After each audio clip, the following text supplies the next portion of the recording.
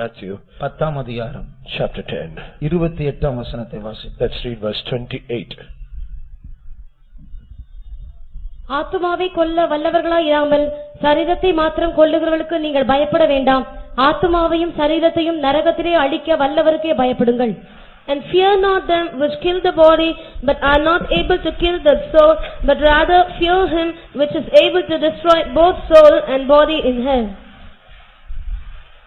நான் சொல்லப் போகிறதான சில காரியங்கள் மனதில் ஏற்றுக்கொள்ளக்கூடியதான சில காரியங்கள் கஷ்டமா இருக்கும். ஆகையால் நன்றாய் கவனித்து கேட்கும்படியாக வேண்டிக் கொள்கிறேன். Some things that I am going to share with you are not able to accept that, but however, please listen carefully what I say. சிறு பிள்ளைகளும் நான் உங்ககிட்ட நடுவுல கேள்வி கேட்பேன், பதில் சொன்னா பதில் சொல்ற ஆளுக்கு ஒரு price.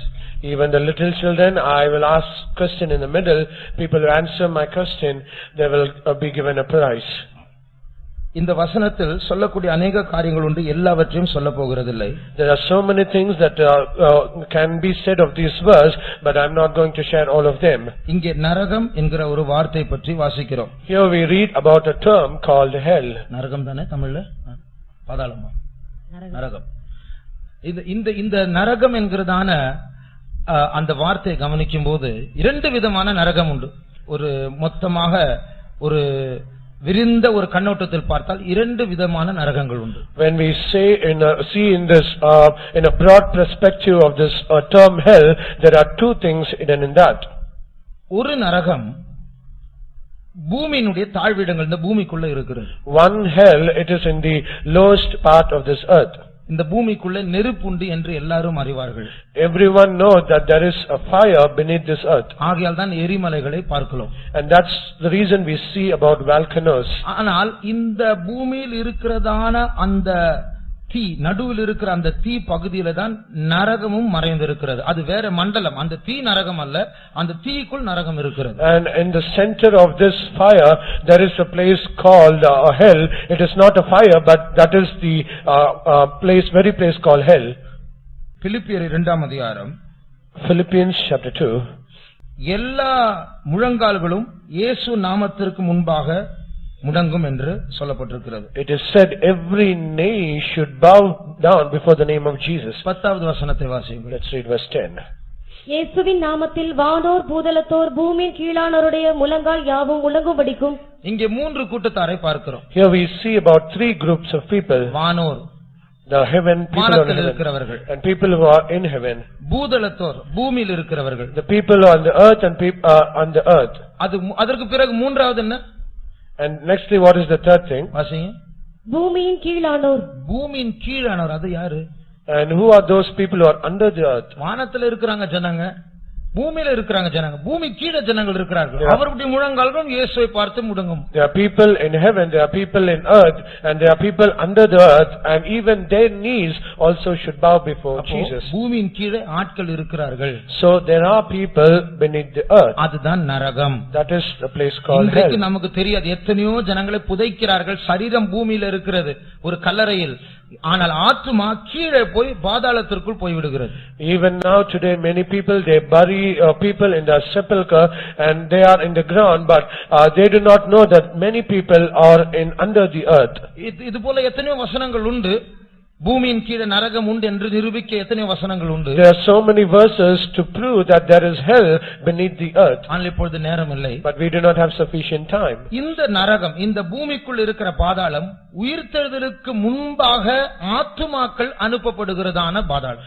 This hell that is beneath the earth, it is a place where people are sent before the resurrection. ஒரு பாவி மரித்தால் அவனுடைய சரீரம் இங்கே புதைக்கப்படும், ஆனால் அவனுடைய ஆத்மா கீழே போய் பாதாளத்திற்குள் போய் விடுகிறது. When a sinner is buried, his body will be in this earth, but his soul will go beneath the earth. ஆனால் அவனுடைய உயிர்த்தெழுதலுக்கு பிறகு வேறொரு நரகத்திற்கு அனுப்பப்படுகிறான். But after his resurrection, he will be sent to another hell. இப்பொழுது இருக்கிற நரகம், பூமிக்குள்ள இருக்கிற நரகத்தில் ஆத்துமாக்கள் மட்டும்தான் உண்டு. Now the hell that is beneath the earth, there are only people, their souls will be there. ஆனால் சில வருடங்களுக்கு பிறகு இயேசு ஒரு வெள்ளை சிங்காசனத்தில் உட்கார்ந்து மரித்த எல்லாரையும் நியாயம் தீர்க்க போகிறார். And after a few years Jesus is going to be seated on a white throne and he is going to judge all the dead. அப்பொழுது இந்த பூமி நடுவில் இருக்கிற எல்லா கோடிக்கணக்கான நரகத்தில் இருக்கிற ஆத்துமாக்கள் எல்லாம் உயிர்த்தெழுந்து இயேசுவுக்கு முன்பாக நிற்க போகிறார்கள். And then all those people who are under the earth in their souls, they will be resurrected and they will stand before Jesus. அவர்களுடைய நியாய தீர்ப்புக்கு பிறகு அவர்களுக்கும் ஒரு சரீரம் கொடுக்கப்படும். And after they are judged, they will also be given a body. அந்த நியாய தீர்ப்புக்கு பிறகு அந்த சரீரத்தோடு கூட வேறொரு நரகத்திற்கு தள்ளப்படுவார்கள். அந்த நரகத்துக்கு பேர் தான் அக்கினி கடல். And along with their judgment, they will be given a body and they will be sent to another hell, that is a lake of fire. வெளிப்படுத்தல் 20-21 அதிகாரங்களை வாசித்தால் இதை பார்க்கலாம். We can understand this when we read Revelation chapter 20 and 21. ஆகையால் உயிர்த்தெழுதலுக்கு முன்னாடி ஒரு நரகம் உண்டு, உயிர்த்தெழுதலுக்கு பின்னாடி ஒரு நரகம் உண்டு, வேற ஒரு நரகம் உண்டு. There is a hell before the resurrection and there is another hell after the resurrection. இந்த உயிர்த்தெழுதலுக்கு பின்னாடி வரப்போகிற அக்கினி கடலை பற்றி தான் இப்பொழுது இந்த வசனம் மத்தேயு 10:28 நாம் வாசித்தோம். And this is what we read in Matthew's chapter 21 verse 28 about the lake of fire that is after resurrection. எப்படி தெரியும்? இது பூமிக்குள்ள இருக்கிற நரகம் அல்ல, இது இனி வரப்போகிற அக்கினி கடல் என்று எப்படி தெரியும்? How can we discern that this is not the hell that is beneath the earth, but it is the hell that is the lake of fire? எப்படி சொல்லலாம்? சொல்லுங்க. How can we say that? ஆத்துமாவையும் சரீரத்தையும் நரகத்திற்குள் தள்ள அதிகாரம் உள்ளவரை பயப்படுங்கள். அப்பொழுது இது சரீரமும் சேர்ந்து போகக்கூடிய ஒரு நரகம், அதுதான் அக்கினி கடல். Because it is said, fear him who can send both the soul as well as the body, and because only to that place we can send both. ஆகையால் இது இயேசு தன்னை பற்றி தான் சொல்லுகிறார். And Jesus is saying about himself, உன் சரீரத்தையும் ஆத்துமாவையும் நரகத்திற்கு தள்ள எனக்கு அதிகாரம் உண்டு, என்னை பயப்படு. And I have all authority to send both your soul and your body to hell, so fear me. இப்போ நரகத்துக்கு போகிறவர்களுக்கும் உயிர்த்தெழுதல் உண்டு, அவர்களுக்கும் உயிர்த்தெழுதலின் சரீரமும் உண்டு. So all those people who go to the hell, they will also have a resurrection and they will also have a resurrected body. நான் இப்படி யோசித்திருக்கிறேன். I often used to think like this. பரலோகத்துக்கு போகிறவர்களுக்கு ஒரு மகிமையான நல்ல அழகான சரீரம் கொடுக்கப்படும், நரகத்துக்கு போகிறவர்களுக்கு என்ன சரீரம் கொடுக்கப்படும்? People who go to heaven, they will be given a beautiful body, but what kind of body will be given to those who go to hell? வெளிப்படுத்தல் 9ஆம் அதிகாரத்திற்கு வேதத்தை திருப்பினால், When we turn our Bibles to Revelation chapter 9, அங்கே ஒரு விதமான தீய வல்லமைகளை பற்றி வாசிக்கிறோம். we read about some evil powers. அந்த வல்லமைகளை அதனுடைய உருவத்தை பற்றி வாசிக்கிறோம். We read about their form. 7ஆம் வசனத்தை 7ஆம் 8ஆம் 9ஆம் வசனங்களை வாசிக்கிறோம். Let's read verse 7, 8 and 9. 7 லிருந்து 10 வரை அது தமிழில் மாத்திரம் வாசிங்க. Let's read from verse 7 to 10 only in Tamil. அந்த வெட்டுக்கிளிகளின் உருவம் யுத்தத்திற்கு ஆயத்தம் பண்ணப்பட்ட குதிரைகளுக்கு ஒப்பாய் இருந்தது. அவைகளுடைய தலைகளின் மேல் பொன்மயமான கிரீடம் போன்றவைகள் இருந்தன. அவைகளின் முகங்கள் மனுஷருடைய முகங்கள் போல் இருந்தன. அவைகளுடைய கூந்தல் ஸ்திரீகளுடைய கூந்தல் போல் இருந்தது. அவைகளின் பற்கள் சிங்கங்களின் பற்கள் போல் இருந்தன. இருப்பு கவசங்களைப் போல மார்க்கவசங்கள் அவைகளுக்கு இருந்தன. அவைகளுடைய சிறகுகளின் இரைச்சல் யுத்தத்திற்கு ஓடுகிற அநேகம் குதிரைகள் பூண்ட ரதங்களின் இரைச்சலுக்கு ஒப்பாய் இருந்தன. அவைகள் தேள்களின் வாள்களுக்கு ஒப்பான வாள்களையும் அந்த வாள்களில் கொடுக்குகளையும் உடையவர்களாய் இருந்தன. அவைகள் 5 மாதம் அளவும் மனுஷரை சேதப்படுத்துவதற்கு அதிகாரம் உடையவர்களாய் இருந்தன. பாய்ஸ் கவனிக்கிறீங்களா? திடீர்னு கேள்வி கேட்ப, ஒரு தம்பி வீடு வரையறான், சரி, இப்போ இந்த உருவத்தை பாருங்க, இது ஒரு தீய சக்திகள். And when we see these forms, there are evil powers. பேரு வெட்டுக்கிளி, Name is locust, குதிரைகளை போல இருக்கிறார்கள். and they are in the form of an horse. முகங்கள் மனுஷ முகம், And their faces were like the faces of முடி men. ஸ்திரீகளுடைய முடி, And their hairs are like the hairs of women. பல்லு சிங்கத்தினுடைய பல்லு, And their teeth are like the teeth of a lion. Wall தேளினுடைய wall, And their tails are like the tail of a scorpion. அதை யோசித்து பாருங்க எப்படி இருக்கும் அந்த உருவம். Just imagine how that form will be. வெட்டுக்கிளியை போல, குதிரையை போல, ஆணை போல, பெண்ணை போல, சிங்கத்தை போல, தேளை போல. And it is like the locust, like a face of man, like a lion, and like a woman or a man. இந்த ஆவிகள் உபத்திரவ காலத்தில் பூமிக்கு ரிலீஸ் ஆக போகிறது. And these spirits will be released in the period of tribulation. ஆனால் நாம் யோசிக்க வேண்டிய காரியம் என்ன தெரியுமா? But the thing that we have to consider is, இந்த அசிங்கமான உருவங்கள் ஒரு காலத்தில் அழகான தூதர்களா இருந்தார்கள். and all this terrible creatures, they were once like a beautiful angel. They were beautiful angels. They were beautiful angels. ஆனால் விழுந்த பிறகு இப்படி ஒரு பார்க்க முடியாத பயங்கரமான ஒரு உருவமாக மாற்றப்பட்டார்கள். But after they were fallen, they were changed like creatures who are very not very beautiful to look upon. இது போல நரகத்திற்கு தள்ளப்படுகிறவர்களுக்கு கொடுக்கப்படுகிற சரீரம் அப்படி பயங்கரமான சரீரமா இருக்குமோ? And I do think that will this be the same body God will give to them who go to hell. வெளிப்படுத்தல் 22ஆம் அதிகாரம், In Revelation chapter 22, 14 15 வசனங்களை வாசியுங்கள். let's read verse 14 and 15. ஜீவ விருட்சத்தின் மேல் அதிகாரம் உள்ளவர்கள் ஆவதற்கும் வாசல்கள் வழியாய் நகரத்திற்குள் பிரவேசிப்பதற்கும் அவருடைய கற்பனைகளின்படி செய்கிறவர்கள் பாக்கியவான்கள். நாய்களும் சூனியக்காரரும் விபச்சாரக்காரரும் கொலைபாதகரும் விக்கிரகாராதனைக்காரரும் பொய்யை விரும்பி அதன்படி செய்கிற யாவரும் புறம்பே இருப்பார்கள். இங்கே பரலோகத்தில் யார் இருப்பார்கள், நரகத்தில் யார் இருப்பார்கள் என்று சொல்லப்பட்டிருக்கிறது. Here it is said who will be in heaven and who will be in hell. அவருடைய கற்பனைகளை கைக்கொள்ளுகிறவர்கள் பாக்கியவான்கள், அவர்கள் ஜீவ விருட்சத்தை புசிப்பார்கள், பரலோகத்தில் இருப்பார்கள், அந்த நகரத்தின் வாசல் வழியாய் பிரவேசிப்பார்கள். Blessed are they that do his commandments, that they may have right to the tree of life, that may enter into through the gates into the ஆனால் city. புறம்பே இருக்கிறவர்கள் நாய்கள், சூனியக்காரர்கள், வேசித்தனம் பண்ணுகிறவர்கள், கொலைபாதகர்கள், விக்கிரக ஆராதனைக்காரர்கள், இவர்கள் எல்லாம் வெளியில இருப்பார்கள். அனைவரும் dogs and sorcerers and whoremongers and murderers and idolaters and whosoever loveth and maketh a lie. இங்கே நாய்கள் என்று சொல்லப்பட்டிருக்கிறது. Here it is said about dogs. ஏன் நாய்கள் என்று சொல்லப்பட்டிருக்கிறது? Why it is said as dogs? அவர்கள் யாரா இருப்பார்கள்? Who will be there? பொதுவா நாம் யாரை நாயினா யாரை காட்டுகிறது? Generally to whom we'll say as dogs? பின்மாற்றக்காரரை காட்டுகிறது. People who are backslidden. ஏனென்றால் பேதுரு சொல்லுகிற நினைக்கிறேன், நாய் தான் வாந்தி பண்ணினதை மறுபடியுமாய் புசிக்கிறது. Because I think St. Peter says as the dog returneth to its vomit. அப்போ ஏன் இங்கே பின்மாற்றக்காரர் என்று சொல்லியிருக்கிறாமே, சூனியக்காரர் என்று சொல்லியிருக்கிறது, வேசித்தனம் செய்கிறவன் சொல்லியிருக்கிறது, பின்மாற்றக்காரர் சொல்ல வேண்டியது ஏன் நாய் என்று சொல்ல வேண்டும்?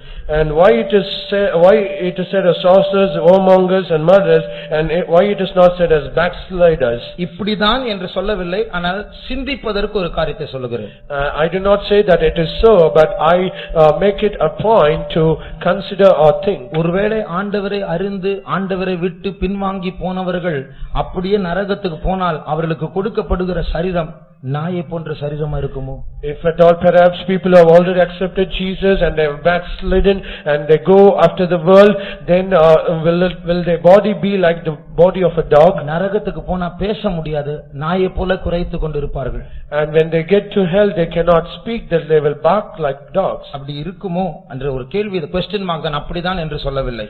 I just say that will it be like this? It's just a question mark, but I do not say it shall be. ஆகையால் நரகத்துக்கு போனால் ஆண்டவர் யாரையும் அநியாயமாய் நரகத்துக்கு தள்ள மாட்டார். And God will not just cast people into hell like as it is. அதாவது ஒருவர் கேட்டார், நல்ல ஆண்டவர் ஏன் நரகத்தை படைக்க வேண்டும்? And once a person questioned saying, why a good God as he is created hell? அப்படி என்றால் ஒரு நல்ல அரசாங்கம் வந்தால் எல்லா ஜெயிலை அடைத்து விட வேண்டும். And if that be so, then if there is a good government, then every prisons should be closed. ஒரு ஜெயிலும் இருக்க கூடாது, நல்ல அரசாங்கம். And there should be no prison cells, that is a good government. எல்லா திருடர்களும் கொலைக்காரரும் ரவுடிகளும் ஊரை கெடுத்துக் கொண்டு இருப்பார்கள், யாரையும் ஜெயில வைக்க வேண்டாம், ஊரு கெட்டு போய்விடும். And every murderers and thieves and all people who do all evil things, they will be loitering in this earth and the city shall be spoiled. பரலோகம் பாதுகாப்பா இருக்க வேண்டும் என்றால் பரலோகத்துக்கு மாறான சட்டங்களின்படி ஜீவிக்கிறவர்கள் தனியாய் ஒதுக்கப்படுகிற இடம்தான் நரகம். And if at all heaven should be preserved from all these things who walk in a strange way, so that heaven might be preserved, they are cast into a place called hell. ஆகையால் இப்பொழுது ஆண்டவர் சரீரத்தையும் ஆத்மாவை பற்றியும் சொல்லுகிறார். So here the Lord says about both the soul and the body. நமக்கு எப்படி ஒரு சரீரம், ஒரு உருவம் இருக்கிறதோ, நம்முடைய ஆத்மாவுக்கும் ஒரு உருவம் உண்டு. As we have a form to our body, so also there is a form to our soul. ஆத்மாவை நாம் யாரும் பார்த்ததில்லை. none of us have seen a soul. உங்களுக்கு ஒரு ஆத்மா, ஒவ்வொருவருக்கும் ஆத்மா உண்டான இதுவரைக்கும் நீங்க அதை பார்த்ததில்லை, நானும் என் ஆத்மாவை பார்த்ததில்லை. Everyone seated here, they will have a soul for them. Even I have a soul, but none of us have seen them like that. நம்முடைய ஆத்மாவை நாம் பார்க்காததனால ஆத்மா இல்லை என்று, அதாவது உருவமற்றது, ஒரு புகையை போல ஷேப்லெஸ் என்று நாம் யோசிக்க கூடாது. Because we have not seen the form of soul, we cannot think that our soul is shapeless. லூக்கா 16ஆம் அதிகாரத்திற்கு வேதத்தை திருப்பும் பொழுது, when we turn our Bibles to Luke's Gospel chapter 16, ஐஸ்வரியவான் மரிக்கிறதை பற்றி நாம் வாசிக்கிறோம். we read about a rich man dying. அவர் நரகத்துக்கு போன பிறகு எப்படி இருக்கிறார் என்று பாருங்கள். And after he gets to hell, read how is he. 23ஆம் வசனத்திலிருந்து let's read from verse 23. பாதாளத்திலே அவன் வேதனைப்படுகிற போது தன் கண்களை ஏறெடுத்து ஆத்மாவுக்கு அப்படி என்றால் கண் உண்டு, பாதாளத்திலிருந்து கண்களை ஏறெடுத்து. And when it said he lift up his eyes, because then we can understand that the soul has an eye. அடுத்த வசனம், next verse. அப்பொழுது அவன், தகப்பனாகிய ஆபிரகாமே, நீர் எனக்கு இறங்கி லாசரு தன் விரலின் நுனியை தண்ணீரில் தோய்த்து என் நாவை குளிர பண்ணும்படி அவனை அனுப்ப வேண்டும். இவர் மரித்து அடக்கம் பண்ணப்பட்டார். 22ஆம் வசனத்தில் அடக்க ஆராதனை முடிந்து விட்டது, இப்பொழுது இன்னும் பேசுகிறார். And in verse 22 he was died and buried, and even now still he speaks. அப்படி என்றால் ஆத்மாவுக்கு வாய் உண்டு. If that be so, there is a mouth for a soul. Abraham 25ஆம் வசனத்தில் அந்த ஐஸ்வரியவானுக்கு பதில் சொல்லுகிறார். Abraham in verse 25 he replies to this rich man. அப்படி என்றால் ஆபிரகாம் பேசுவதை கேட்க ஐஸ்வரியனுடைய ஆத்மாவுக்கு காது உண்டு. If that be so, to hear all those things that are spoken by Abraham, there is a soul for this man. நரகத்தில் அவன் வேதனைப்பட்டான் என்று சொன்னான், அப்படின்னா ஆத்மாவுக்கு உணர்ச்சி உண்டு. And he was tormented in hell, then we can understand there is a feeling for soul. ஆகையால் ஆத்மாவுக்கும் சரீரத்துக்கும் ஒரு நல்ல நெருங்கிய தொடர்பு உண்டு. So there is a close relationship between body and soul. நம்முடைய சென்டர் பாஸ்டர் ஜான்சன் அவர்கள் ஒரு முறை சொன்னார். Center pastor Johnson, he said once, என் ஆத்மா என் சரீரத்தை விட்டு பிரிந்தது ஒரு முறை. And he said, my soul departed from my body once. என் ஆத்மாவை நான் பார்த்தபோது என் சரீரத்தை போல அதே உருவம் அதே முகத்தோற்றம் இருந்தது. And when I saw my own soul, I could see that my soul had the same form as my body is. நம்முடைய ஆத்மாவுக்கும் சரீரத்துக்கும் ஒரு நெருங்கிய தொடர்பு உண்டு. So there is a close relationship between our body and our soul. ஏறக்குறைய ஒரே உருவம் தான். Almost they have a similar form. சரீரத்தை பார்க்கலாம், ஆத்மாவை பார்க்க முடியாது. ஆனால் சரீரத்தை விட ஆத்மா தான் நிஜமானது. And we can see our body but we cannot see our soul, but more clear and true and right is soul more than a body. சரீரத்திற்கும் ஆத்மாவுக்கும் பொதுவாய் காணப்படுகிற சில காரியங்களை வேதத்திலிருந்து நாம் பார்க்க போகிறோம். There are some common things that is between soul and body, and we are going to see in the scriptures. சரீரத்தை படித்து ஆத்மாவை படிக்கலாம். We can read about our body, and during that process we can read about our soul. ஏனென்றால் நான் சொல்ல போகிற காரியங்கள் இரண்டுக்கும், சரீரத்துக்கும் உண்டு ஆத்மாவுக்கும் உண்டு. Because all those things I am going to share, it is common to both body and soul. முதலாவது, firstly, சரீரத்திற்கு எப்படி பசி தாகம் இருக்கிறதோ ஆத்மாவுக்கும் பசி தாகம் இருக்கிறது. As the body has hunger and thirst, so also the soul also have hunger and thirst. 63ஆம் சங்கீதம் 3ஆம் வசனத்தை வாசிப்போம். Let's read Psalm 63 verse 3. ஜீவனை பார்க்கிலும் உமது கிருபை நல்லது, என் உதடுகள் உம்மை துதிக்கும். முதலாம் வசனம். தேவனே, 63ஆம் சங்கீதம் 1ஆம் வசனம். தேவனே, நீர் என்னுடைய தேவன், அதிகாலமே உம்மை தேடுகிறேன். வறண்டதும் விடாய்த்ததும் தண்ணீரற்றதுமான நிலத்திலே என் ஆத்துமா உம்மேல் தாகமாய் இருக்கிறது. என் ஆத்துமா உம்மேல் தாகமாய் இருக்கிறது. My thirsteth and longeth for thee. சரீரம் எப்படி தண்ணீரை கேட்கிறதோ ஆத்துமா தேவனுக்காக தாகமாய் இருக்கிறது. As the body thirsteth for the water, so also the soul it thirsteth for the living God. இதே ஆத்துமாவுக்கு பசியும் உண்டு. And for the same soul there is hunger. 107ஆம் சங்கீதம் 9ஆம் வசனத்தை வாசிங்க. Let's read Psalms 107 verse 9. அவருடைய கிருபை நிமித்தமும் மனுபுத்திரருக்கு அவர் செய்கிற அதிசயங்களின் நிமித்தமும் அவரை துதிப்பார்களாக. 8ஆம் வசனம். தவனமுள்ள ஆத்மாவை கர்த்தர் திருப்தியாக்கி பசியுள்ள ஆத்மாவை நன்மையினால் நிரப்புகிறார் என்று. பசியுள்ள ஆத்மா, He satisfied the hungry soul.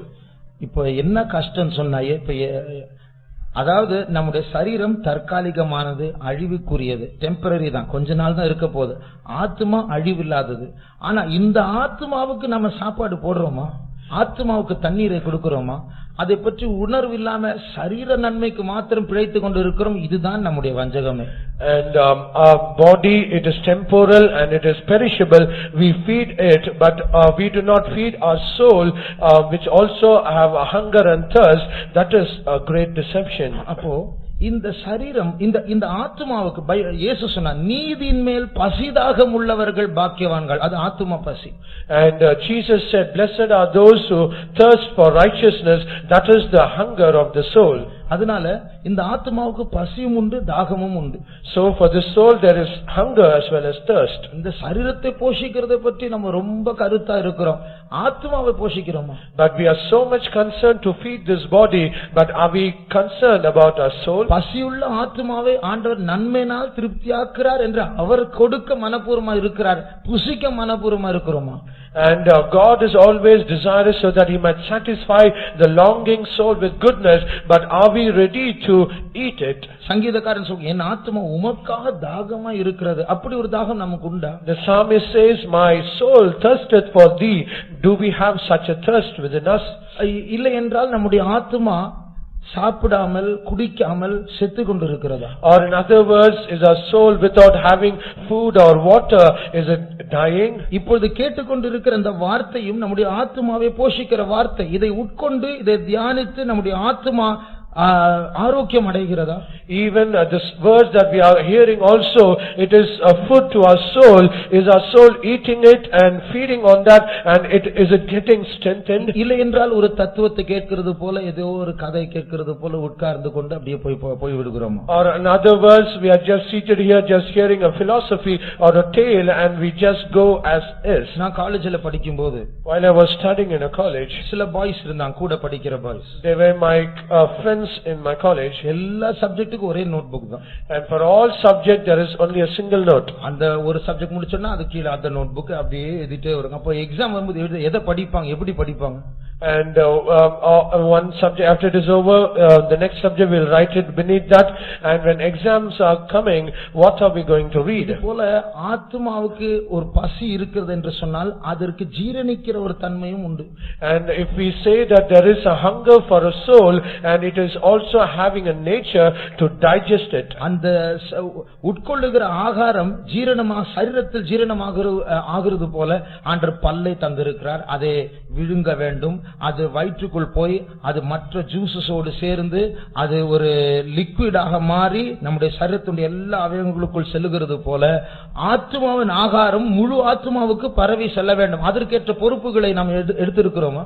And so that it might digest all the food that is given to that soul, it should have teeth and it should swallow it, and it should mix with all the chemicals in our body, and it should become a liquid, and it should digest it. But do we have that same concern for the soul? தேவனுடைய வார்த்தை நம்முடைய ஆத்மாவுக்கு ஆகாரமாய் மாற வேண்டும் என்றால் அதை கேட்டால் போதாது, அதை எழுத வேண்டும், அதை தியானிக்க வேண்டும், அதை பகிர்ந்து கொள்ள வேண்டும், அதற்கே அதிலிருந்து கிளை வெளிப்பாடுகளை பெற்றுக் கொள்ள வேண்டும். இப்படி ஒரு பிரயாசம் இருந்தால்தான் ஆத்மாவுக்கு அந்த வார்த்தை ஆகாரமாய் மாறும். So that the word of God might be digested in our life, and it should become a strength to our soul. We should write it down, we should meditate, we should share it, and we should also have sub-revelations on that.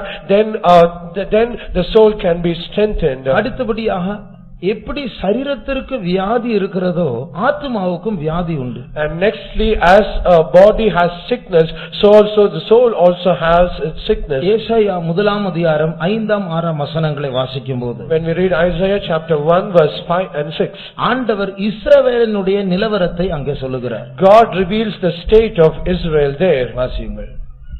இன்னும் நீங்கள் ஏன் அடிக்கப்பட வேண்டும்? அதிகமாய் விலகி போகிறீர்களே. தலையெல்லாம் வியாதியும் இருதயமெல்லாம் பலட்சியமுமாய் இருக்கிறது. உள்ளங்கால் தொடங்கி உச்சந்தலை மட்டும் அதிலே சுகமே இல்லை. அது காயமும் வீக்கமும் நொதிக்கிற ரணமும் உள்ளது. அது சீழ் பிதுக்கப்படாமலும் கட்டப்படாமலும் எண்ணெயினால் ஆற்றப்படாமலும் இருக்கிறது. இஸ்ரவேல் ஜனங்கள் மொத்த தேசத்தை பற்றிய ஒரு சூழ்நிலை கர்த்தர் சொல்கிறார். God gives the whole situation of the whole land of Israel.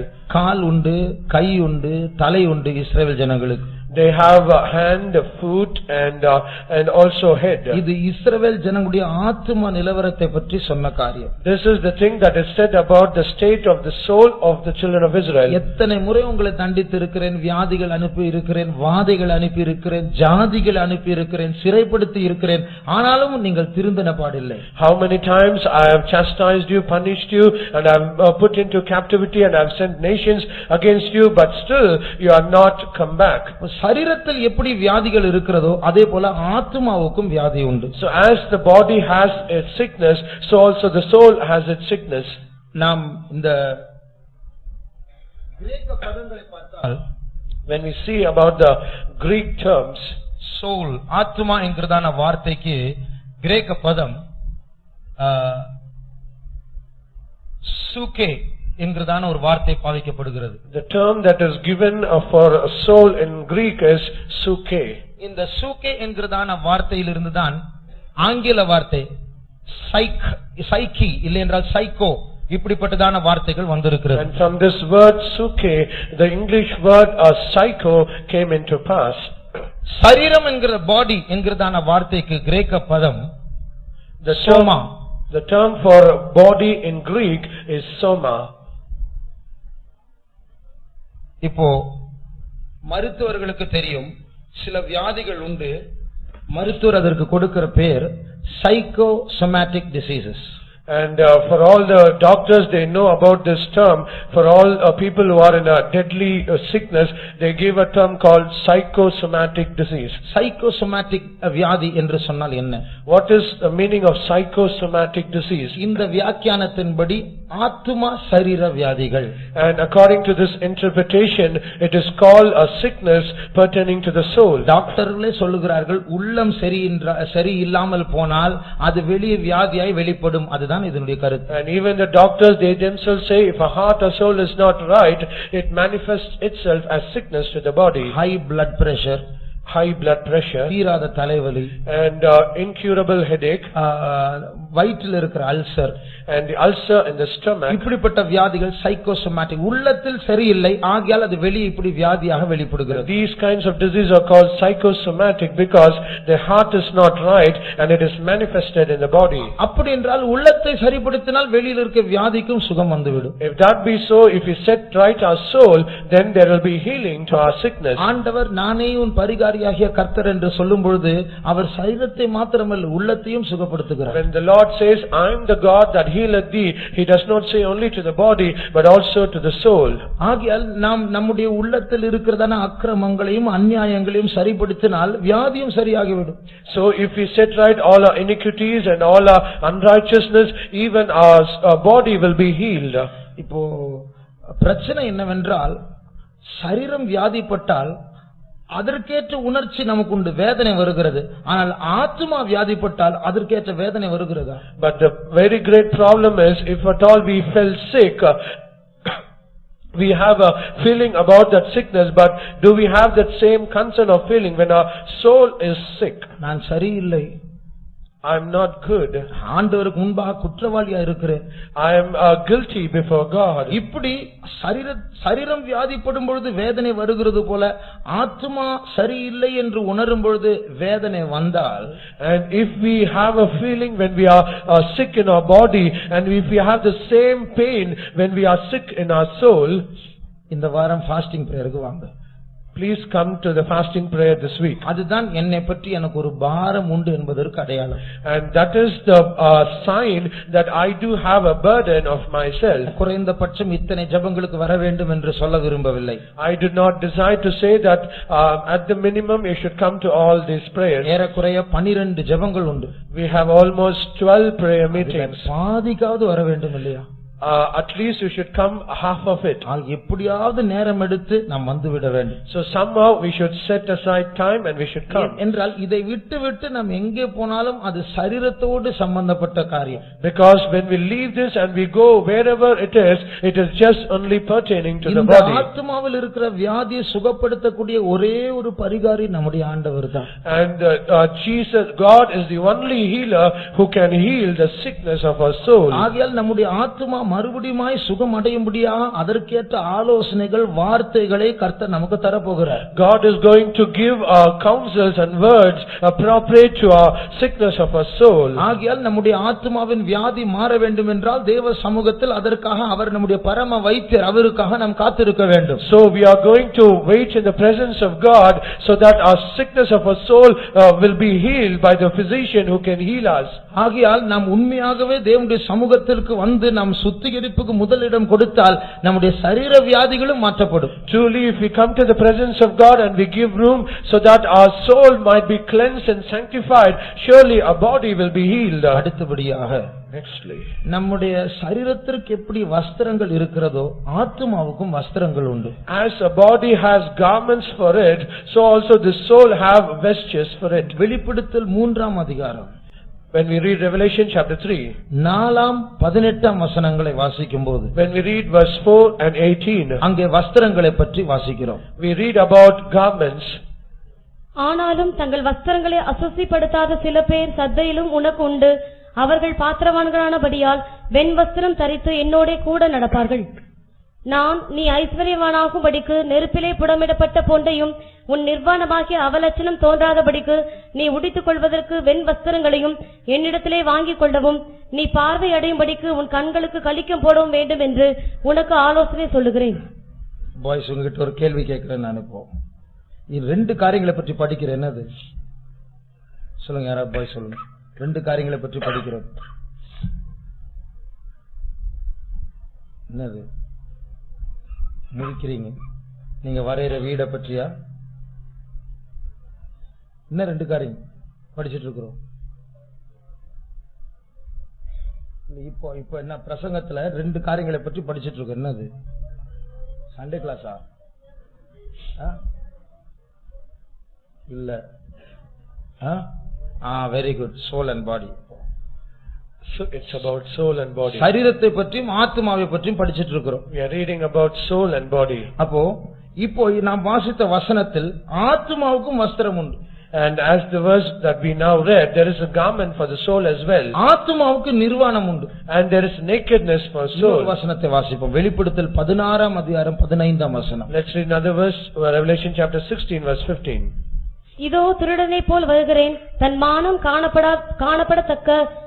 காணப்படத்தக்கதாக நிர்வாணமாய் நடவாதபடிக்கு விழித்துக்கொண்டு தன் வஸ்திரங்களை காத்துக் கொள்கிறவன் பாக்கியவான். ஆண்டவர் சொல்லுகிறார், வஸ்திரத்தை காத்துக்கொள், நிர்வாணமா இராதே.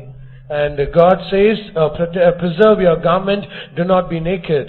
அப்படின்றால் நரகத்துல அந்த மறுபம் அடைந்த சரீரத்துல இருக்க போகிறவர்கள், அதாவது அவர்களுக்கு கொடுக்கப்பட்டதான அந்த அவலட்சணமான உயிர்த்தெழுதலின் சரீரம் நிர்வாணமா இருக்குமா? And if that be so, the body that is given to those people who are in hell, the garment or the body, will it be naked? நரகத்தில் வஸ்திரம் இல்லையா? Is there no garment in hell? அப்படி மற்றவர்கள் நம்முடைய வெட்கத்தை நாணத்தை பார்ப்பார்களா? And if it is that many others are going to see our nakedness, அதுதான் நரகமா? is that hell? அப்பொழுது ஆண்டவர் சொல்லுகிறார், உன் வஸ்திரத்தை நீ காத்துக்கொள். And God says, keep your garments. சில நேரத்தில் இப்படி சொப்பனத்தை பார்க்கிறோம் இல்லையா? அரைகுறையா வஸ்திரம் தரித்தவர்களாக, கிழிந்த வஸ்திரம் தரித்தவர்களாக, நிர்வாணமாக. அதனுடைய அர்த்தம் ஆண்டவர் வெளிப்படுத்துகிறார், ஆத்மா சரியில்லை, ஆத்மா வஸ்திரம் இல்லாமல் இருக்கிறது, அதை சரிப்படுத்த வேண்டும் என்று ஆண்டவர் உணர்த்துகிற சொப்பனங்கள். அது அப்படியே விட்டுவிடக் கூடாது. Sometimes we see dreams and visions that we are in a half garment or naked and with shattered garments. The meaning is God wanted to change our soul. There is something wrong in the soul. God wants us to correct it. இன்றைக்கு முழு உலகம் புறம்பாக எப்படி அழகா இருக்க வேண்டும் என்று விதவிதமான ஃபேஷன்ஸை கொண்டு வருகிறார்கள். As this world, so that they might be beautiful, they are bringing so many fashionable garments. புறம்பாக ஒரு மனுஷன் எப்படி அழகா இருக்கலாம் என்று யூகித்து பலவிதமான உடைகளை அவர்கள் உருவாக்குகிறார்கள். They imagine and they discern and how beautiful they can be outward. They design so much of these garments. Bible சொல்லுகிறது, மனுஷன் புறம்பான உருவத்தை பார்க்கிறான், தேவனோ உள்ளத்தை இருதயத்தை பார்க்கிறார். But the Bible says a man looketh on the outward face, but God looketh the heart. யாராவது பாய்ஸ்க்கு தெரியுமா யார் சொன்னார்? யார்கிட்ட ஆண்டவர் ஏசப்பா சொன்னார் அந்த வார்த்தை? ஏசப்பா இல்ல, ஆண்டவர் சொன்னார், மனுஷன் வெளிப்பிரகாரமான தோற்றத்தை பார்க்கிறான், வெரி குட். ரெண்டு பாய்ஸ்க்கு பிரைஸ். உன் பேர் என்ன? சரி, நீ அப்புறமா ரூமுக்கு வாங்க. நீ வா அப்புறம் ரூமுக்கு. சரியா? அப்போ ஆண்டவர் இருதயத்தை பார்க்கிறார். So God seeth the heart. அப்போ நாமும் இருதயத்தை பார்க்க பழக வேண்டும். So we also should be exercised to see our heart. அப்போ நாம் இருதயத்தை பார்க்கும் பொழுது நாம் அதை அழகுபடுத்த முயற்சி செய்வோம். So when we see our heart, we will try to beautify it. அப்போ தேவன் அதுதான் அந்த இருதயத்தின் அழகை பார்க்கிறார். So God seeth the beauty of our heart. எத்தனையோ, அதாவது ஆயிரக்கணக்கான ஜனங்கள் மத்தியில வீடியோ கேமரா வச்சு அழகான ஜனங்கள்னு பிரபலமா இருக்கிறார்கள், செலிபிரிட்டிஸ் என்று சொல்லுவார்கள். And there are so many celebrities in this world.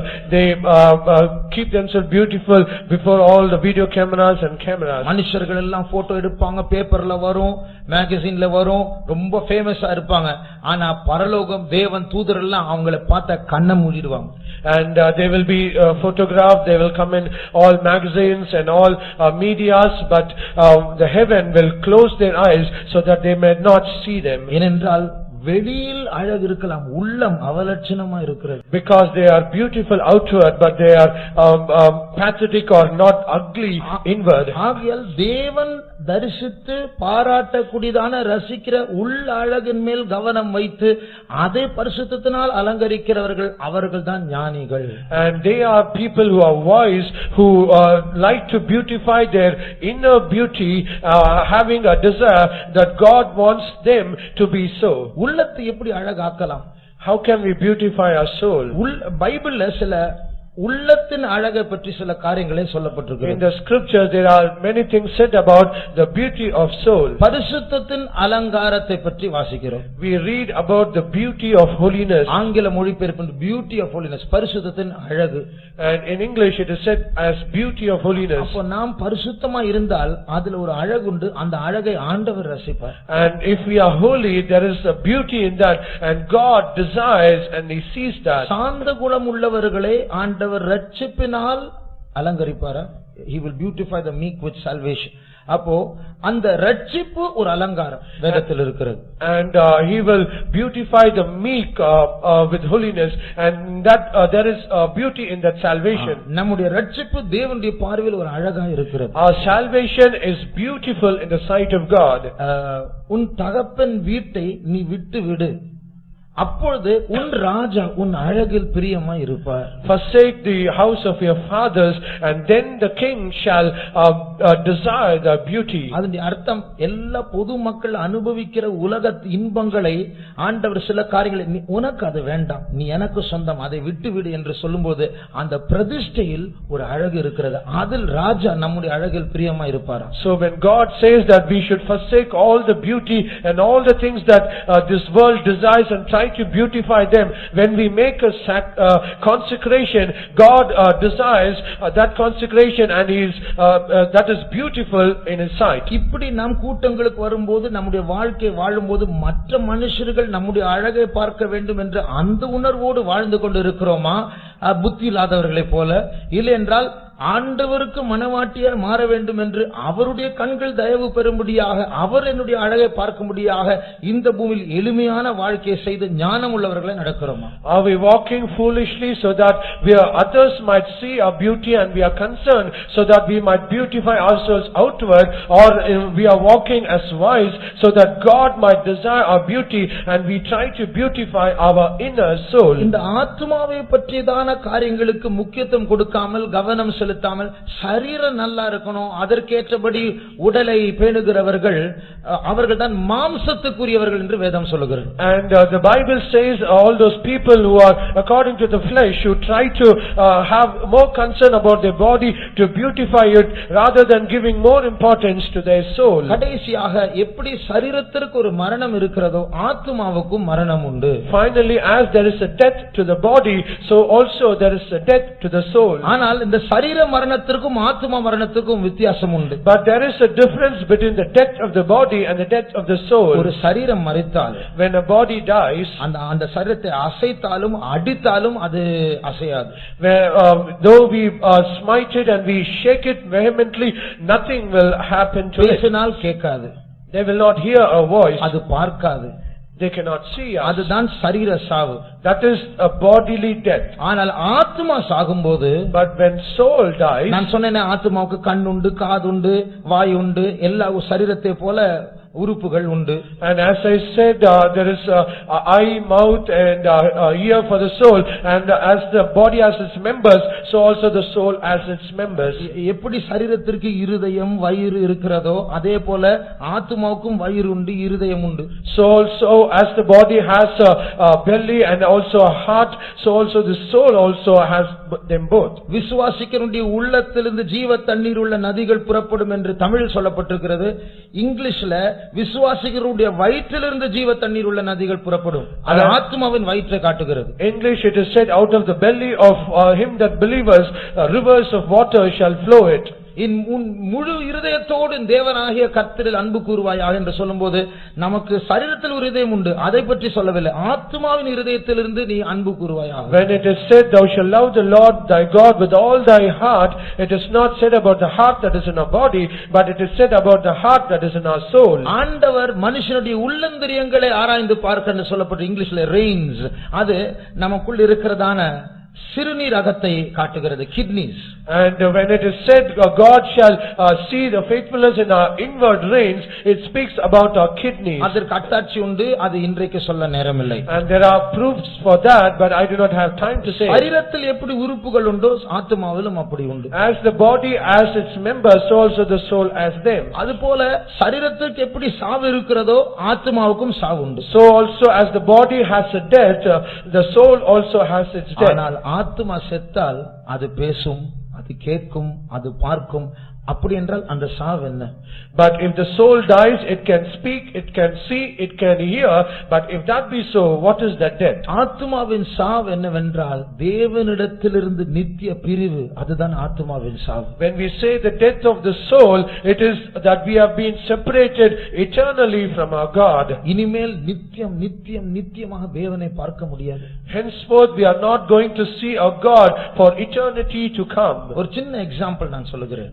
I like to give a small example. ஒரு வாலிபன் ஒரு சினிமாவை பார்த்து விட்டான் என்று வைத்துக் கொள்ளுங்கள். Consider a young boy, he sees a movie. அந்த சினிமா பார்க்க நேரத்தில் ஒண்ணுமே தெரியாது. At the time that he watches that movie, he does not feel anything. ஆனா அந்த சினிமாவை பார்த்து முடிச்ச பிறகு, but as soon as he completes his watching of the movie, ஒரு குற்ற உணர்வு வரும். he will have guilty in his soul. இதே போல எந்த பாவத்தை செய்தாலும், and so also whatever sin he does, ஒரு சண்டை போட்டு ஒரு கெட்ட வார்த்தை பேசும்போது, when he fights and he speaks a bad word, ஒரு பொய் சொல்லி ஒரு பாவத்தை மறைக்கும்போது, when he speaks a lie and tries to cover a sin, ஒரு லஞ்சத்தை கொடுத்து ஒரு காரியத்தை சாதிக்கும்போது, when he tries to accomplish a thing giving bribery, போகக்கூடாத இடத்திற்கு போய் மறைவான பாவங்களில் ஈடுபடும்போது, when he yields himself to secret sins in a place where he is not supposed to go, திருப்பி வரும்போது ஒரு குற்ற உணர்வு வருகிறது.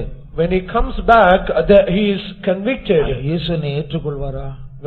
Will Jesus accept me? நான் ஏன் இப்படி பண்ணிட்டேன்? Why have I done like this? நான் பண்ணவே கூடாது. Henceforth I should never do it. என்னால முடியல. I cannot do இப்படி எல்லாம் பல காரியங்களை சொல்லுகிறோம். And we do say like all these things. அப்போ தேவன் நம்மை விட்டு எங்கேயோ தூரமாய் போனது போல உணர்கிறோம். We understand, realize that God is very far away from us. செத்த குமாரனை போல அந்த ஆயக்காரனை போல தேவனை விட்டு தூரமா இருக்கிறது போல உணர்வோம். தலை தூக்க கூட பலன் இல்லை. And as the prodigal son and as the publican, they did not have a boldness to even lift up their heads. அப்படி உணர்ந்திருக்கிறவர்கள் கரங்களை உயர்த்துங்கள். All those who realize like that, lift up your hands. எத்தனை பேர் இருக்கிறீர்கள் பாருங்க. How many of us are like this? அந்த உணர்வு, அந்த துக்கமா இருக்கும் இல்லையா, அதுதான் நரகத்தின் ஆரம்பம். And that godly sorrow and that conviction, that is hell. நித்திய காலமா அப்படி இருந்தா எப்படி இருக்கும்? அதுதான் ஆத்மாவின் சாவு. And if it is for eternity, how will that be? That is death to the soul.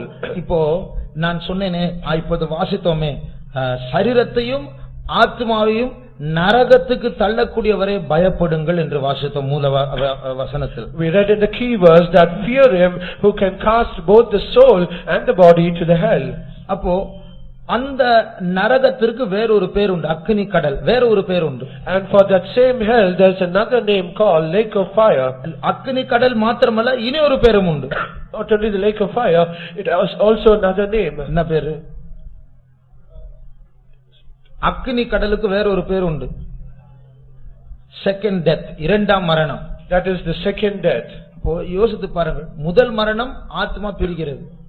First death is we separate our soul. ஆத்மா பிரிந்து பூமியின் தாழ்விடங்களுக்கு செல்லுகிறது, நரகம், பாதாளம். Soul is being separated from the body and goes to beneath the earth, that is hell. அங்கே உயிர்த்தெழுதல் வரைக்கும் அங்கதான் இருக்கணும், அங்கதான் வேதனை, ஐயோ ஐயோ ஐயோ, அழுகையும் பற்கடிப்பும். Till the point of resurrection they will have weeping and gnashing of teeth, saying oh and woe unto me. அப்போ அதற்கு பிறகு ஒரு உயிர்த்தெழுதல். And after that there is a resurrection. ஆத்மாவும் சரீரமும் சேரும். And the soul and the body will come together. திருப்பியும் நரகத்துக்கு தள்ளப்படும். Again they will be cast into hell. அதான் இரண்டாம் மரணம். That is the second death. அப்போ அங்கே செத்து கொண்டே இருப்போம், நித்திய காலமா தேவனை விட்டு பிரிந்து கொண்டே இருப்போம், ஐயோ ஐயோன்னு அழுது கொண்டே இருப்போம், ஆனால் விடுதலை இல்லை. And we will keep on dying and we will say woe unto me, there is no death afterwards, and it will be only weeping and gnashing of teeth. அப்போ நாம் ஆத்மாவினுடைய பிழைப்பை பற்றி, ஆத்மாவினுடைய பசியை பற்றி, ஆத்மாவுடைய வஸ்திரத்தை பற்றி நாம் முக்கியத்துவம் கொடுக்காமல், சரீரம் நல்லா இருக்கணும், என் உடம்பு நல்லா இருக்கணும், நான் நல்லா சம்பாதிக்கணும், இப்படிதான் நினைத்து கொண்டிருந்தால் நாம் இந்த பைபிளினுடைய வியாக்கியானத்தின்படி முட்டாள்கள். Rather than giving importance to the thirst and hunger and the desire of the soul, we try to nourish and feed all this body, and so that we say that I should be good, earn more and be happy. Then we become fools according to the interpretation of the Bible. லூக்கா 12ஆம் அதிகாரத்தில் ஒரு பணக்காரனை பற்றி வாசிக்கிறோம். We read about a rich man in Luke's Gospel chapter 12. பைபிள்ல சொல்லப்பட்ட அவனுடைய வயல் நன்றாய் விளைந்தது. In the Bible it is said his field it flourished. அப்ப நல்ல பணம் வர ஆரம்பித்தது, நல்ல பிசினஸ் போயிட்டு இருக்கு. And he had a very good income and a very good business. திடீரென்று அவனுக்கு ஒரு சிந்தனை, நான் என்ன செய்யலாம், இவ்வளவு பணம் வந்து விட்டது, நான் என்ன செய்யலாம்? Suddenly he had a thought within himself saying, what shall I do by all these things? என்னுடைய பழைய சிறிய களஞ்சியங்களை இடித்து இதற்கு பதிலா பெரிய களஞ்சியங்கள், பெரிய barns, go down, store houses நான் கட்டுகிறேன். I am going to pull down all my barns and storehouses, and I am going to build a greater and a very huge barns and storehouses. என் தானியங்கள் எல்லாம் நான் சேர்த்து வைப்பேன். I am going to gather all my corn to that storehouses. அப்பொழுது என் ஆத்துமாவை பார்த்து இப்படி சொல்லுவேன். And then I will look to my soul and say like this, ஆத்துமாவே, अनेक வருஷங்களுக்கு நீ अनेक தானியங்களை சேர்த்து வைத்திருக்கிறாய். oh my soul, you have gathered so much of grain and corn for so many years. ஆகையால் நீ புசித்து குடித்து பூரிப்பாயிரு. And so take then eat and drink and be happy. அப்போது தேவன் சொன்னார், But then God said, மதிகேடனே, oh thou fool, முட்டாளே, oh thou fool person. இந்த உவமைக்கு சில English பைபிள்ஸ்ல தலைப்பு என்ன தெரியுமா? The rich fool அப்படின்றது, the rich fool. And to this parable in some translations of the English Bible it is said as the rich fool. பணக்கார முட்டாள். He is the rich fool. அப்ப அர்த்தம், பணம் சம்பாதிக்க மூளை இருந்தது, ஆத்மாவை பற்றி அறிவில்லாமல் போய்விட்டான், மதிகேடனே. The meaning is he had a knowledge and brain to earn money, but he has left to feed the soul, and he is called as fool. இப்போ நம்முடைய புறம்பான சரீரத்தில் எப்படி காதுகள் இருக்கிறதோ, நம்முடைய ஆத்மாவுக்கும் காது உண்டு. As we have the outward ears to our body, so also we have an ear to our soul. இந்த புறம்பான காதும் ஆத்மா காதும் இணைக்கப்பட்டிருக்கிறது. And this outward ear in our body and that inner ear in our soul, they are joined together. அந்த அர்த்தம் என்ன? இதற்கு சொல்ல பல வசனங்கள் உண்டு, ஆனால் நேரம் இல்லை. And there are so many verses to give references to this, but we do not have time. ஒரே ஒரு வசனத்தை வாசிப்போம். Let's read only one verse. லூக்கா 9ஆம் அதிகாரம் 44ஆம் வசனம் வாசியுங்கள். Let's read Luke's Gospel chapter 9 verse 44. நீங்கள் இந்த வார்த்தைகளை கவனமாய் கேளுங்கள். இந்த வார்த்தைகளை கவனமாய் கேளுங்கள் என்று தமிழில் இருக்குது, ஆங்கிலத்தில் வாசியுங்கள்.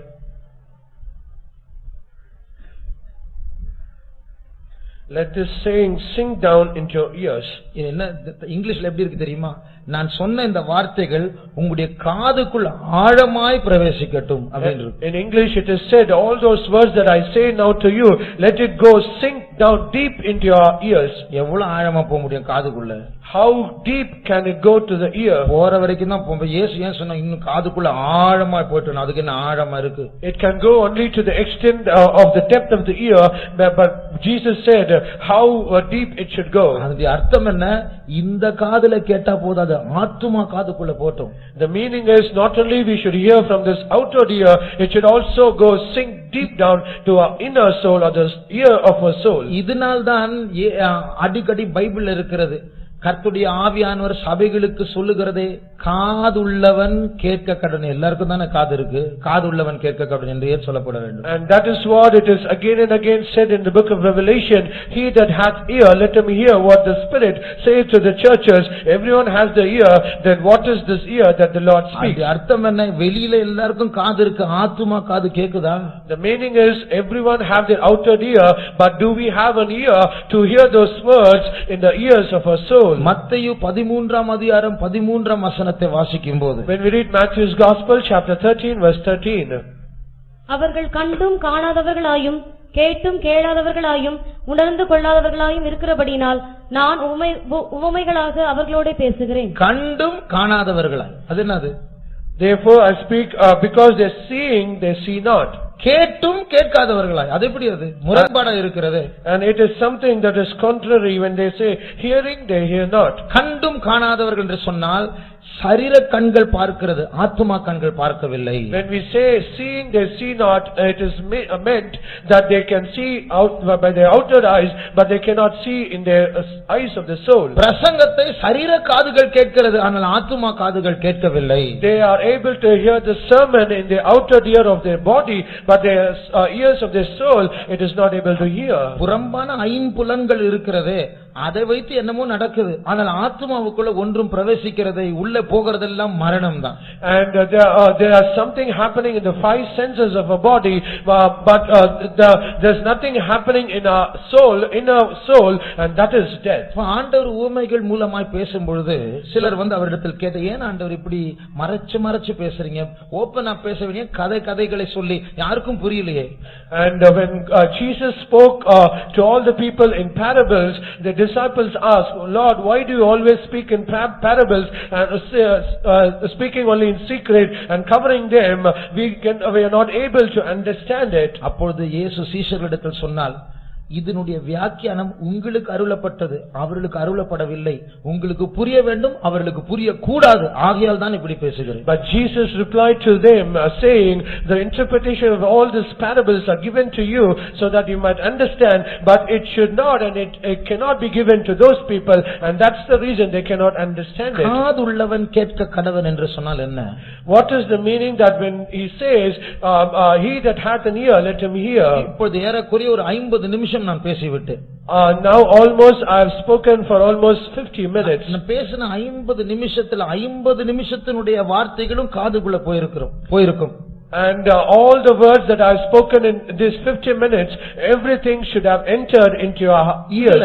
ஆண்டவர் என்னோடு பேசினார் என்று சொல்லக்கூடிய ஒரு வரியாவது இருந்திருக்க வேண்டும். But at least there should be one verse or one statement that the Lord speaks to me personally. அதுதான் ஆத்துமா காதுக்குள் போன காரியம். That is the thing that went into the ear of our soul. அதுதான் அந்த ஆத்துமாவை மறுரூபப்படுத்தும். That is the thing that can transform our soul. அதுதான் ஆத்துமாவை அழகாக்கும். That is the thing that can beautify our soul. அதுதான் ஆத்துமாவின் வஸ்திரத்தை அந்த ஆத்துமாவுக்கு கொடுக்கும். That is the thing that can give a garment to that soul. ஆகையால் இப்படி தேவனுடைய சத்தத்தை கேட்கால் கொஞ்சம் கொஞ்சமாக செவி மந்தம் உள்ளதாய் மாறும், கண்கள் பார்வையற்றதாய் மாறும், ஆத்துமா செத்துவிடும். And if we do not hearken to all those words, little by little our ears will become dim, deaf, and our eyes will become dim, and there will be death in our soul. ஒரு முறை ஒரு வாலிப பிள்ளை ஸ்கூலில் படித்துக் கொண்டிருந்த 1999ஆம் ஆண்டு நடந்த சம்பவம். This is the incident that happened in the year 1999. அமெரிக்காவில் ஒரு ஸ்கூலில் சில மாணவர்கள் மத்தியில் தர்க்கம். And in the school at America, there is a debate between the students of a class. அது சண்டையாய் மாறிவிட்டது. And that become a strife. சிலர் சொல்லுகிறார்கள் தேவன் தான் உலகத்தை படைத்தார். சிலர் சொல்றாங்க இல்லை மனுஷன் தானாக குரங்கிலிருந்து தோன்றினான். Some said it is God that who created man, but the others they debated saying man came as by himself and he came only by an ape. முடிவில் இரண்டு பேர் பரிணாம கொள்கையை ஆதரவளிக்கிற இரண்டு மாணவர்கள் கண்ணோடு வந்தார்கள் ஸ்கூலுக்கு. And finally all those students who support the theory of evolution, they came there with pistols. வந்து தேவனை நம்புகிற இயேசுதான் ஆண்டவர் என்று சொல்லுகிற ஒரு வாலிப பிள்ளை மேல் கண்ணை காட்டினார்கள். And they pointed that rifle on a young girl who said it is only by God that man came into being. இயேசுவை நம்புறியா இல்லையா? Do you believe Jesus or not? நம்புகிறேன். She said I do. ஸ்பாட்லயே சுட்டு கொன்னுட்டாங்க. Immediately on the spot she was fired. அப்ப அவளுடைய தகப்பன் ஒரு pastor. And her father was a pastor. அப்போ இந்த பாஸ்டருடைய மகள் இப்படி செத்து இரத்த வெள்ளத்தில் இருப்பதை அவர் மற்றவர்கள் கேட்ட உடனே, and when he came to know about his daughter who was shot dead in a pool of blood, when he heard that, அவரை சிலர் விமர்சனம் செய்தார்கள். அவரை பிடிக்காதவர்கள், கடவுளை நம்பாதவர்கள், உடைய பிரசங்கத்தை ஏற்றுக்கொள்ளாதவர்கள் அவரை போய் பரியாசத்தின் கேள்வியை கேட்டார்கள். And all those who did not like that pastor and who did not desire him, they criticized and mocked that pastor. அவங்க என்ன கேட்டாங்க தெரியுமா? Do you know what they did ask? உங்க பொண்ணை வந்து இப்படி கண் எடுத்து சுடும்போது உங்க ஆண்டவர் எங்க போயிட்டாரு? And when that person he came with a pistol and shot dead your daughter, where was your God? அவர் என்ன தெரியுமா பதில் சொன்னாரு? Do you know what this pastor said? அவருடைய மகனை சிலுவையில் அறையும்போது எங்க போயிட்டாரு? அங்கதான் போயிட்டாரு. And he said when his own son was crucified, where was he? In that same place God was also there. அப்ப அதுக்கு மேல பதில் சொல்ல முடியுமா? And can they ever reply to this question? அப்ப அவருக்கு ஆண்டவர் ஒரு வெளிப்பாடை கொடுத்தார். And he had a revelation by God. லூக்கா 11ஆம் அதிகாரத்துல, in Luke's Gospel chapter 11, 11ஆம் வசனத்திலிருந்து வாசிக்கும்போது, when we read from verse 11, ஒரு குமாரன் தகப்பனிடத்தில் அப்பத்தை கேட்டார், அந்த அப்பத்துக்கு பதிலாக கல்லை கொடுப்பாரோ? If a son asks a bread to a father, will that father give a bread instead of stone instead of bread? மீனை கேட்டால் சர்ப்பத்தை பாம்பை கொடுப்பானோ? Will he give when he asks a fish, will he give a serpent for a முட்டை fish? கேட்டால் தேளை கொடுப்பானோ? When he asks an egg, will he give a scorpion?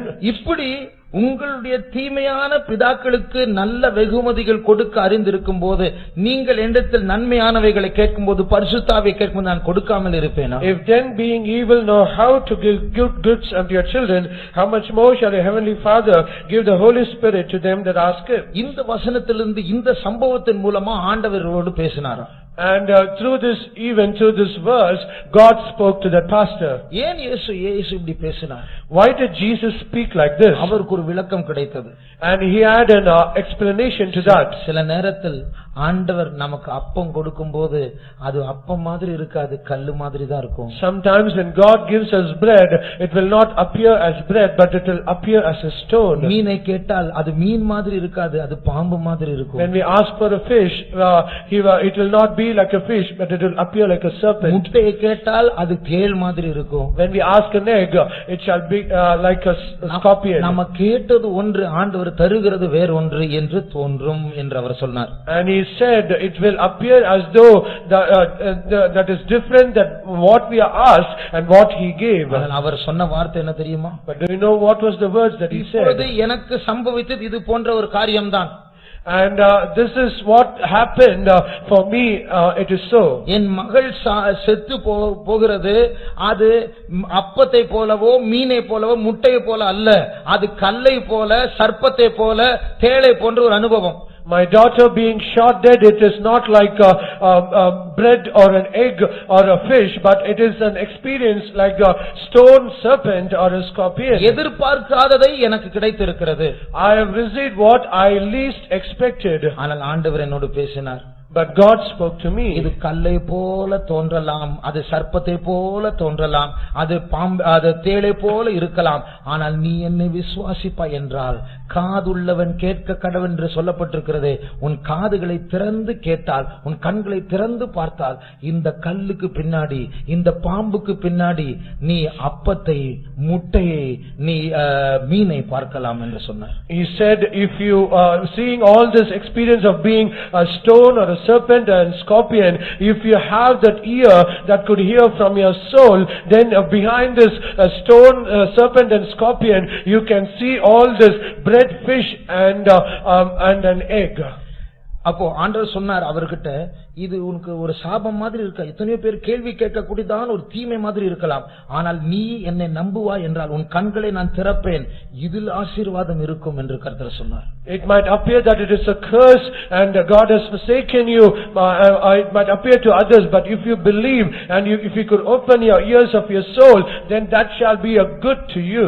அந்த பிள்ளையுடைய அடக்காராதனை நடக்கும்போது, and when the daughter's burial service was conducted, அந்த அடக்காராதனை நடத்துகிற pastor சொன்னார், and the pastor who conducted that burial service, இந்த நேரத்தில் இந்த பிள்ளை பிடித்துக் கொண்டிருந்ததான தீபத்தை ஏற்றுக்கொள்ளவும் ஓட்டத்தை ஓடவும் ஆயத்தமா இருக்கிற வாலிபர்கள் எத்தனை பேர் என்று கேட்டார். And he challenged and he asked all the youths that gathered there, who can hold and continue the lamp that was lit by this young woman. அந்த அடக்காரனை நடந்து கொண்டிருக்கிற அதே நேரத்தில், and at the same time this funeral service was being conducted, ஒரு வாலிபன் தன்னுடைய வீட்டில், அவனுடைய வீட்டில் துப்பாக்கி எடுத்து தன்னுடைய சொந்த நெற்றியில் தற்கொலை செய்யும்படியாக வைத்தான். And at the nearby house a young man, he took his pistol and he was about to commit suicide. அந்த கேள்வி கேட்கப்பட்ட உடனே டிவியில் அதை பார்த்து கொண்டிருக்கிறார். And as soon as this question was asked, he was viewing this in a television. இந்த பிள்ளை ஒரு சில வருஷம் இயேசுனுடைய விளக்கை எடுத்து அவள் ஓட்டத்தை தைரியமாய் ஓடினாள். அவள் சார்பாக, அவளுக்கு பதிலாக எத்தனை பேர் இந்த விளக்கை எடுத்துக்கொண்டு ஓட ஆயத்தமா இருக்கிறீர்கள், கரங்களை உயர்த்துங்கள் என்று அந்த பாஸ்டர் கேட்டார். And this pastor asked, this young woman, she lived for Jesus and she lit the lamp and she died for Jesus. Who can ever on her behalf live for Jesus and continue a race that she has already set? அதை கேட்ட உடனே அந்த துப்பாக்கியை தன் நெற்றியில் வைத்த அந்த வாலிபன் அந்த துப்பாக்கியை விட்டு கரங்களை உயர்த்தினான். And as soon as this young man heard all these words of the pastor, immediately he put down the pistol that was in his hand and he lifted up his hand. இது போல அந்த ஒரு சிறுமியினுடைய மரணத்தின் மூலமா எத்தனையோ ஆசீர்வாதங்கள் வந்தது. And like this, by the death of this young little girl, there were so many blessings came in. காதுள்ளவன் கேட்க கடவன். He that hath ear, let him hear. நம்முடைய கண்களை மூடுவோமா? Let us close our eyes. கர்த்தர் நம்மோடு பேசிக்கொண்டு இருக்கிறாரா? Is God speaking to us? நம்முடைய ஆத்துமாவுக்கு ஆகாரம் போய் கரெக்ட்டாக போய் சேருகிறதா? Is there correct food that is reaching to our soul? என் ஆத்துமா ஆண்டவருக்காக தாகமாய் இருக்கிறதா? Is my soul thirsted for the living God? இல்லை என்றால் சரீர பிழைப்புக்காக அந்த பணக்கார முட்டாளை போல நாம் ஏதோ ஒரு காரியம், நம்ம காரியம் நடக்க வேண்டும் என்று வாழ்ந்து கொண்டிருக்கிறோம். Or are we living like that rich fool who just was concerned only about their material needs? பரலோகத்தில் எத்தனையோ ஆத்துமாக்கள் பத்திரமாய் போய் சேர்ந்து விட்டார்கள். Many souls have reached into heaven safely. இன்றைக்கு நரகத்தின் அழுகை என்ன தெரியுமா? Do you know what is the weeping of hell today? ஐயோ நான் தப்பு பண்ணிட்டேன், நான் தப்பு பண்ணிட்டேன், நான் தப்பு பண்ணிட்டேன். Oh, I have committed a grave mistake. I have committed a grave mistake. இதை பிழைக்கும் போதே ஜீவன் உள்ளவர்களா இருக்கு, பூமியில் இருக்கும் பொழுதே சொல்லி இருக்கலாமே. But it could have been said while you were yet alive in this earth. அப்போ பெருமை, பிடிவாதம். Those days you are pride and you are stubborn. அதெல்லாம் நீங்க சொல்ற சுவிசேஷம் எல்லாம் கேட்க முடியாது. And we cannot hear all your gospel. உன் இயேசுவை நான் நம்ப முடியாது. I cannot hear all your Jesus. நீ மதம் மாற்றாதே.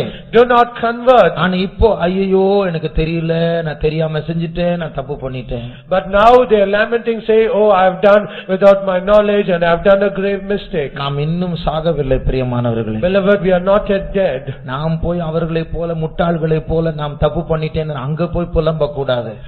We should not go there and lament, say like those fools going there into hell. நான் தப்பு பண்ணிட்டேன் என்று சொல்லும்படி ஆண்டவர் 6 நாட்கள் உபவாச நாட்களை தந்திருக்கிறார். God God has given 6 days of fasting prayer so that we might confess that we have done a great mistake. மனம் திரும்பி ஆண்டவரிடத்தில் நெருங்கும்படியா இனி ஒரு சந்தர்ப்பத்தை கர்த்தர் தருகிறார். God has given an opportunity so that we might repent and come back to God. சபைகளுக்கு ஆவியானவர் சொல்லுகிறதை காதுள்ளவன் கேட்க கடவன். He that hath an ear, let him hear what the Spirit of God saith to the churches.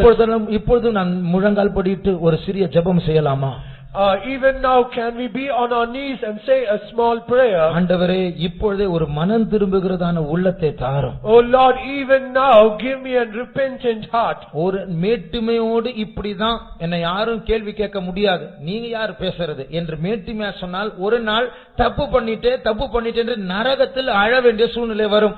And if you say that I am going to live like this, I will not hear what all you say, then if you have that pride within you, then day shall come that you will lament saying I have committed a mistake. ஒரு நாள் ஞானஸ்நானம் எடுத்து ஒரு வாலிப பிள்ளை nail polish எல்லாம் போட்டுட்டு வந்தா கூட்டத்துக்கு. Once a young girl who was already baptized, she came to the meeting having nail polishes. நான் கேட்டேன், நீ ரகசிய கிறிஸ்தவ பிள்ளை இல்லை, உனக்கு எதுக்கு இது?